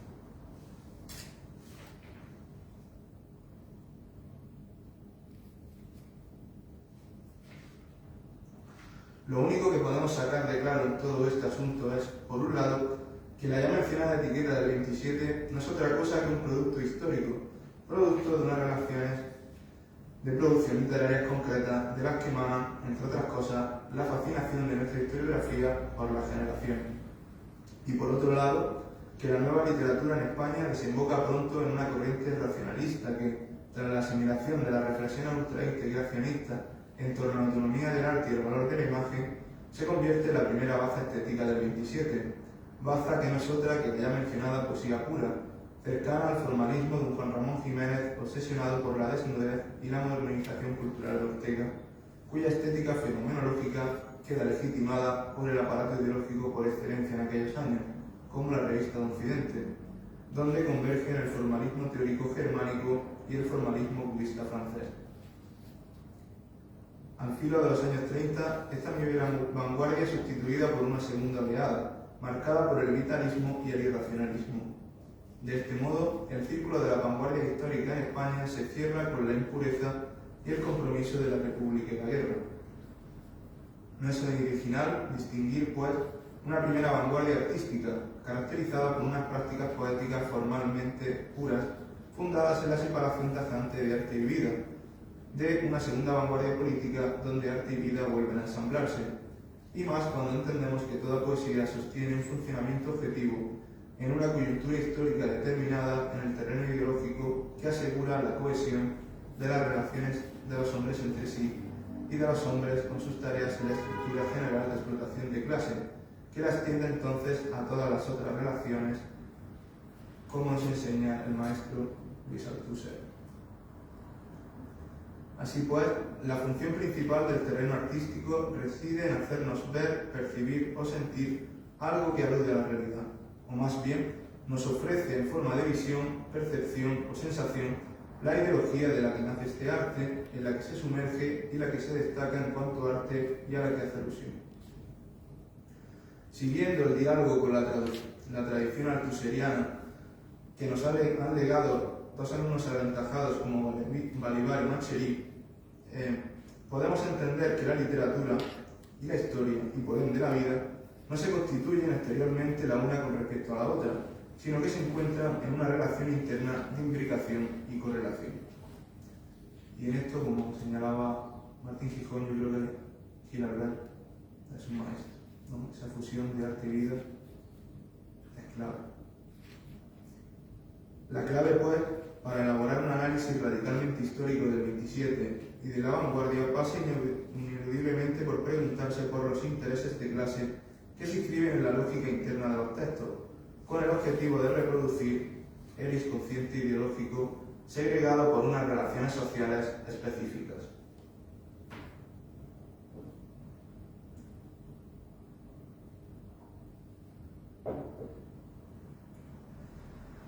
Al igual que sucede con otro ya mencionado epígono del 27, como Miguel Hernández, la poesía de Juan Gilabert tampoco puede explicarse sin esta dialéctica de pureza y compromiso que atraviesa, como ya hemos dicho, la vanguardia histórica. En palabras del profesor y futuro maestro Valero, la búsqueda de una ética estética que durante estos años no renuncia a ninguno de estos dos polos. Cierto es que comienza como prosista y con una actitud modernista. Así lo atestiguan sus primeros libros. Sin embargo, a partir del 29, Gilabert se desprende de su etnomismo aristotelizante, por decirlo con palabras de Abelardo Linares, y adquiere cierta conciencia política en cómo pudieron ser galerías del Museo del Prado. El siguiente paso será acercarse al grupo del 27 y al nuevo romanticismo, con la publicación de crónicas para servir al estudio de un tiempo en el 32. En este mismo año, Alexandre saca a la luz Espadas como David, aunque su primera obra surrealista la concluye en 1929, mismo año en el que Cernuda hace lo propio con Un río, un amor. Para entonces, Alberti y Lorca también se han sumado al nuevo movimiento con Sobre los Ángeles y Poeta en Nueva York. Durante el silencio editorial que sucede a su última publicación, Gil-Albert culmina, gracias a Los sombreros de mi madre y otras elegías, su primera etapa de prosista e inicia, a su vez, la de poeta. Las 7 composiciones escritas a modo de prosa poética suponen, de nuevo para Manuel Valero, su segunda obra de vanguardia. Nuevamente, se aprecian ciertas semejanzas con la estética surrealista francesa asimilada por el grupo del 27, entre otras las enumeraciones caóticas de Elegía la revelación de mi Génesis y las imágenes irracionalistas de Elegía los sombreros de mi madre. Su inicio oficial en la poesía se produce en 1936 con la publicación de los poemarios Misteriosa Presidencia y Candente Olor. Según el propio Gil-Albert, el primero se caracteriza por la presencia de un acusado barroquismo gomorrino. Los sonetos que lo componen, ambientados en la cotidianidad de la naturaleza, sirven de escenario para el despliegue emocional de su propio lírico. Entre sus páginas, según nos cuenta Rovira, el héroe se patentiza como una respuesta asumida de la propia diversidad, mientras que la expresión recorre un ámbito modernista y romántico. Ese mismo año, el descubrimiento del mundo en cuanto al criminal funcionamiento de la convivencia humana sustituye la belleza natural de Misteriosa Presencia por las imágenes crudas y el desgarro lírico de Candente Olor. De esta manera, el compromiso ético de los años 30 se traslada de la narrativa a la poesía a través de un surrealismo sui generis, al igual que sucede con otros autores del 27. El propio Gil-Albert reconoce la huella de Alexandre y su residencia en la tierra, especialmente en el poema Radio Central Moscú, donde la presencia del adverbio y la conjunción o identificativa son rasgos imprescindibles de la composición.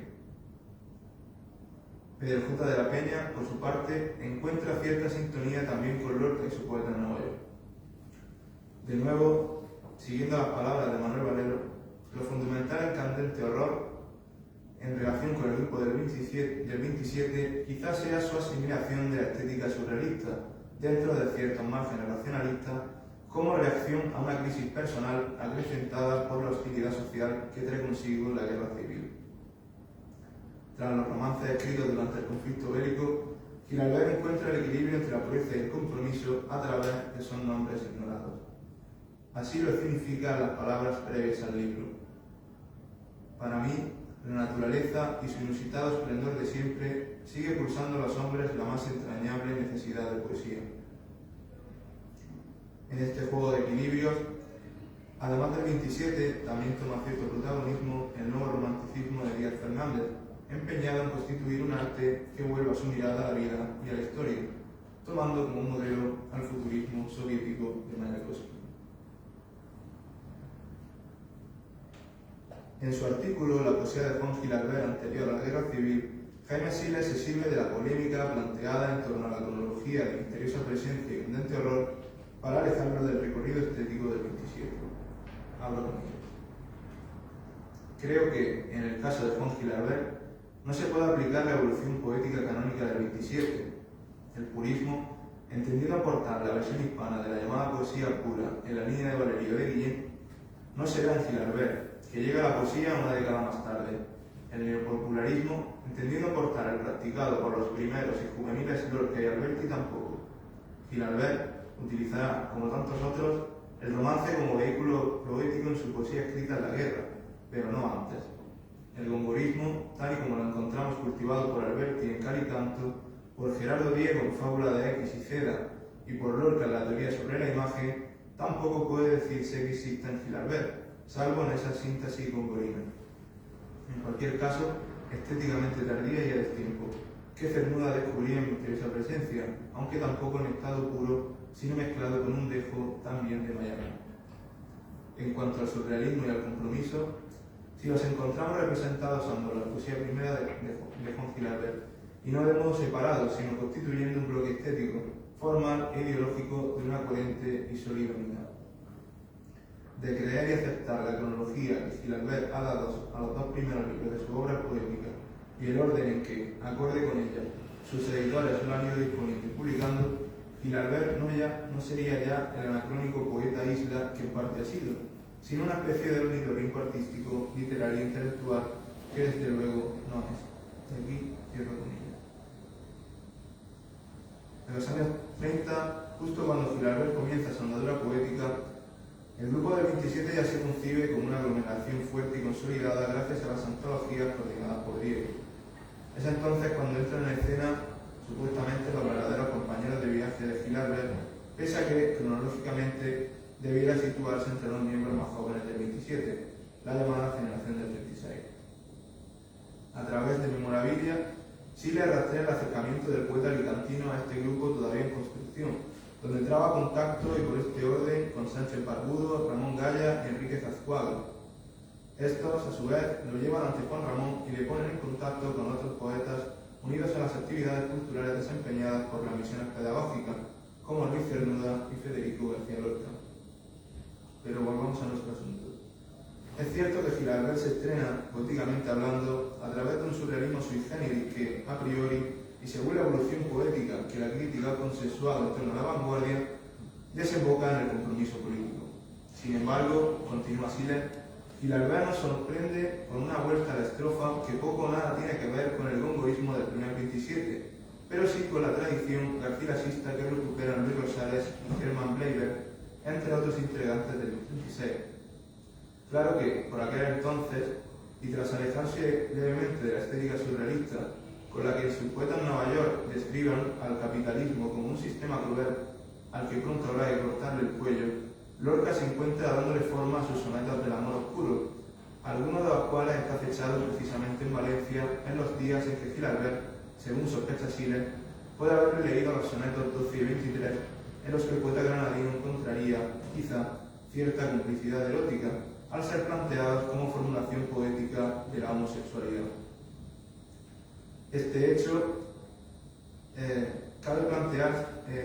Ante este hecho, cabe plantearse si esta supuesta influencia de los más jóvenes justifica y condiciona tanto la producción poética de García Lorca y Gilabert, así como la ausencia del alicantino dentro del mapa poético que la crítica ha dibujado en relación al 27. Tal vez el propio Gilabert sí lo considerase fundamental, lo cual justificaría que manipulara cronológicamente la aparición de sus libros para corregir, en palabras de Sile, su propio anacronismo, su llegada tarde a casi todo y su no pertenencia a ninguna o casi ninguna generación. De esta manera, más que un poeta isla, se convertiría en un poeta puente, de epígono atemporal y anacrónico del 27, pasaba a ser adelantado clave del 36, presentando su gongorismo como el comienzo de una trayectoria que camina desde una revolución formalista de la poesía hacia una poesía formalmente revolucionaria, como bien ha explicado el profesor García en su intervención. Al hilo de esta cuestión, José Domingo sitúa a Gilabert, en términos cronológicos, en la órbita del 36, sin que eso suponga alejarlo del 27, en tanto que comparten una misma estética y concepción de poesía. En este sentido, Domingo intuye que la obra de Gilabert es una de esas que permanecen personalmente aisladas y que por ello precisamente suelen ser ignoradas por críticos y antólogos. Tanto Siles como Domingo inciden, cada uno desde sus planteamientos, en la especificidad de la producción poética gilabertiana, entendida como producto de un accidente anacrónico o aislamiento individualista, lo cual perpetúa la imagen ahistórica del poeta que ya hemos mencionado anteriormente. En un tono cercano, Jiménez Martos señala que la poesía de Gilabert sirve de enlace entre los cernudianos y los jóvenes seguidores de esta tendencia, algo que reconoce el propio autor cuando confiesa que, por nacimiento, por formación, por estilo e incluso por su amistad estrecha con muchos de sus componentes, se considera un miembro más del 27, quizá de los más jóvenes. Prieto de Paula, además de los argumentos utilizados por Jaime Siles para separar al poeta de Alcoy del 27, añade la afiliación tardomodernista de su primera obra prosística, donde el lujo de lo sensorial, el decadentismo y la entronización de la belleza se articulan en torno a referencias geográficas, alusiones históricas, viñetas y mitos culturalistas, parece que extraídos de un álbum de motivos de fin de siglo. En un intento por cerrar el debate, Paz Moreno concluye que la polémica en torno al encasillamiento de la poesía gilabertiana carece de escasa utilidad y demuestra, por otra parte, la invalidez del modelo generacional que hasta ahora se ha venido aplicando en los estudios literarios. Las palabras de Moreno no solo pueden interpretarse, como decimos, en un intento por zanjar una polémica aparentemente inagotable. Más bien, nos invitan a replantearnos los límites y contradicciones inherentes a la metodología generacional. Para ello, se hace de nuevo indispensable acercarse a los planteamientos esbozados por el profesor Juan Carlos Rodríguez en su célebre ensayo Poesía de la miseria, miseria de la poesía, notas sobre el 27 y las vanguardias, incluido en la norma literaria. Rastreando la radical historicidad del 27, Rodríguez advierte que el concepto generación no es otra cosa que una variante del teoricismo fenomenológico alemán que Ortega se introduce en la España del año 20 para llevar a cabo su análisis histórico. Dicho término, aclara Rodríguez, se constituye como un camino cruzado a caballo entre la noción de época, entendida como la expresión de un espíritu global, y la noción de estilo, en tanto que representación de la subjetividad individual del autor.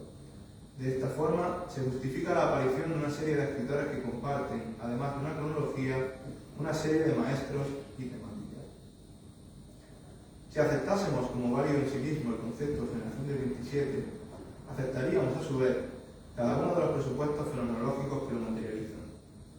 Por otra parte, cuestionarnos la problemática fenomenológica implica poner en duda que este término de generación del 27 posea un significado auténtico, sino a la par, y mucho más pellegudamente, la necesidad de enfrentarnos con toda la literatura pretendidamente absorbida por tal determinación desde unos planteamientos teóricos distintos a los fenomenológicos y a su horizonte ideológico pequeño burgués.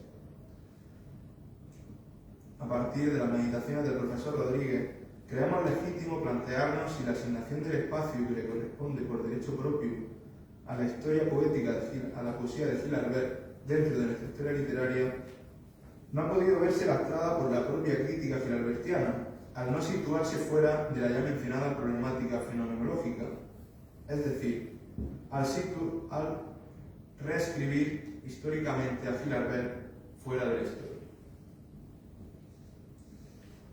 En este sentido, se hace necesario que volvamos al inicio de esta intervención y rescatemos las meditaciones de Manuel Valero en relación al papel que juega la dialéctica pureza-compromiso en el poeta del pueblo.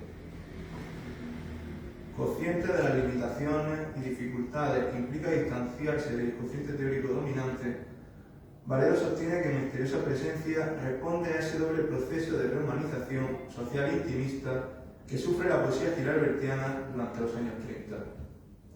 Un proceso donde juega un papel crucial el acercamiento a la joven generación que recupera el soneto clásico para conmemorar la estética romántica. Así lo atestigua su participación en una encuesta de la revista Isla, titulada La nueva literatura ante el centenario del romanticismo, junto a un variado grupo de jóvenes escritores que convergen con el 27. Asimismo, dicha colaboración, continúa Valero, añade interés a la reordenación intencionada de la cronología del poeta. El propio Juan Gil Albert atisba que, retrasando en 2 años su fecha de nacimiento, se coloca a la cabeza de esta rehumanización y recuperación del soneto por parte del 36 y del 27. Pese a todo, tras la revisión del artículo Palabras actuales a los poetas, Valero reconoce que Gil Albert no subraya la importancia del soneto o su recuperación mediante un garcilasismo o gongorismo respecto a esa rehumanización intimista que está padeciendo su poesía en ese momento. El eje central, recalca Valero, que vertebra la misteriosa presencia, más allá del uso de una métrica clásica que corrobora la lectura vanguardista de la tradición propugnada por el 27, no es otro que la soledad estructural e inherente al modelo de vida burgués, el cual obliga al poeta a encontrar otras zonas no desustanciadas, no falsadas por la maraña de los intereses reinantes.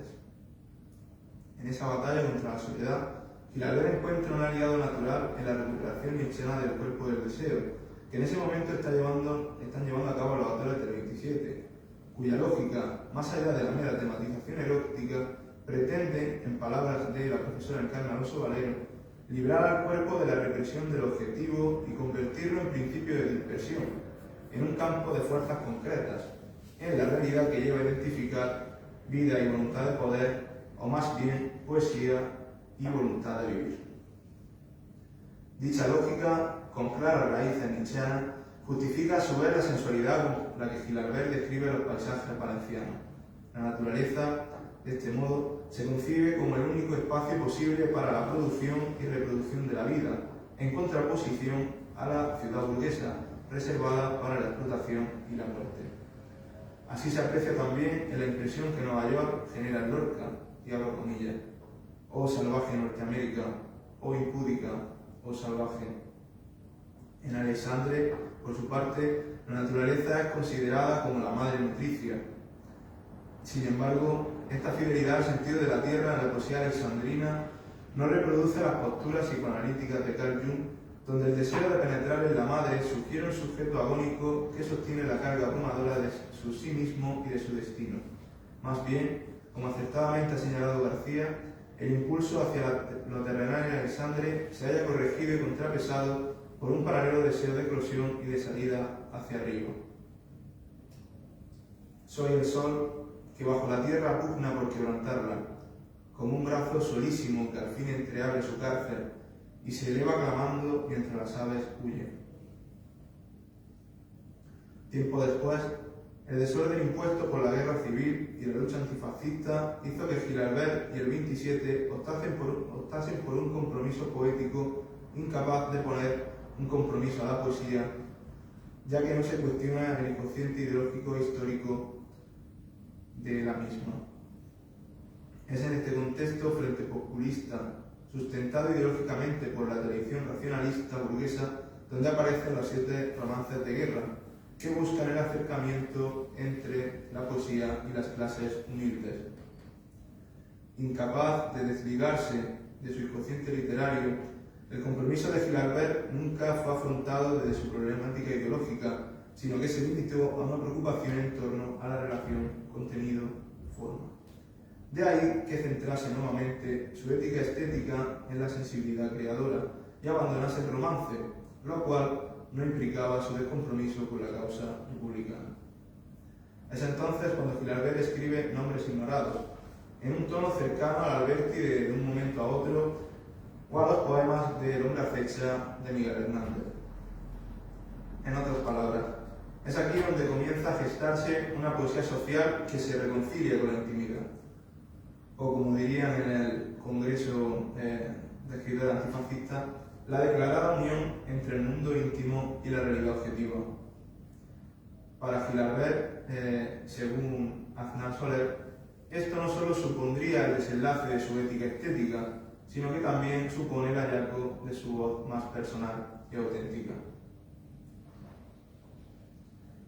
Muchas son las cuestiones que siguen sin respuesta en torno al espacio que ocupa Gilabert en la vanguardia española. Cuestiones que, a su vez, permiten que la crítica continúe produciendo un conocimiento que, a su vez, viene siendo sometido al juicio de la propia crítica y, por ende, de la historia. En nuestro caso, solo hemos pretendido plantear hasta qué punto los interrogantes que planean sobre este no lugar habitado por Gilabert dentro del 27 o de la vanguardia se encuentren probablemente más planteadas de fondo, como nos advierte Carlos Marx. Cerramos aquí nuestro turno de palabra, no sin antes dejar caer 2 humildes apreciaciones. Lo curioso de todo esto es cómo Gilabert, al igual que Montaigne, se convierte en la materia de su propia obra, es decir, cómo anexiona la literalización de la vida y la mitificación de la literatura en una mirada mítica, gracias a la cotidianización del oficio poético. La clave principal ideológica desde la que se cimienta el inconsciente poético de las vanguardias españolas, incluidas el 27, y cómo además esta mirada mítica se traslada a su terreno autobiográfico para legitimarse históricamente en el canon del 27, o dicho de una manera más corta, ¿hasta qué punto es consciente Gilabert del carácter histórico e ideológico del canon literario? Tal vez sean algunas de estas razones por las que Gilabert reconstruye su vida a través de la poesía y por la que no duda en reafirmarse como un poeta isla que no conoce ni ha leído a los escritores del 36, básicamente porque se ha criado con los otros. Muchísimas gracias.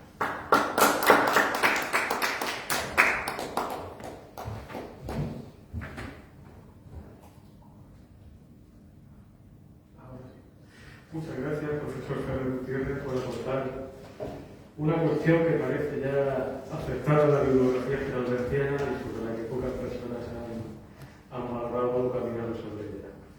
En la referencia que hacía sobre el capítulo del maestro y profesor Juan Carlos Rodríguez, puedo aportar que hay una clave que siempre me ha gustado especificar y que en pasadas investigaciones trajo algún quebradero de cabeza, y es que en el capítulo inicial publicado en 1980 en lecturas del 27 en la Universidad de Granada, aluda a Giralbert, que es la única referencia que yo he localizado en toda su literatura crítica sobre el escritor alicantino, y habla de banditismo valenciano. Luego suprimirá esa referencia. Y confieso que estuve algunos meses buscando, me acuerdo, de una investigación concreta. Es el turno de juego, preguntas, quemar la hoguera que veo al fondo de la sala, alguna cuestión parecida. Bueno, pues nada, creo que es el momento de dar por finalizadas estas jornadas en este día semi-lluvioso de la ciudad de Alicante. Ya saben ustedes que en Alicante tenemos dos estaciones, verano y la de tren, así que es raro que haya surgido un día como hoy. Agradezco a Pilar Tebas, la directora del Instituto Alicantino de Cultura, por haber depositado la confianza en estas jornadas, y esos restos que uno tiene de la educación cristiana que ha recibido no puede más que asumir la culpa de la escasa asistencia o poca difusión que hayan tenido las jornadas, así que les pido disculpas a quien proceda. En fin, aquí tenía anotado unas líneas que decían: con especial énfasis a ustedes, tanto los que han pasado por esta sala como han seguido las sesiones desde su casa, y también a los ponentes que han participado. Así que nada, con esto quisiera concluir las jornadas agradeciendo su presencia. Muchas gracias.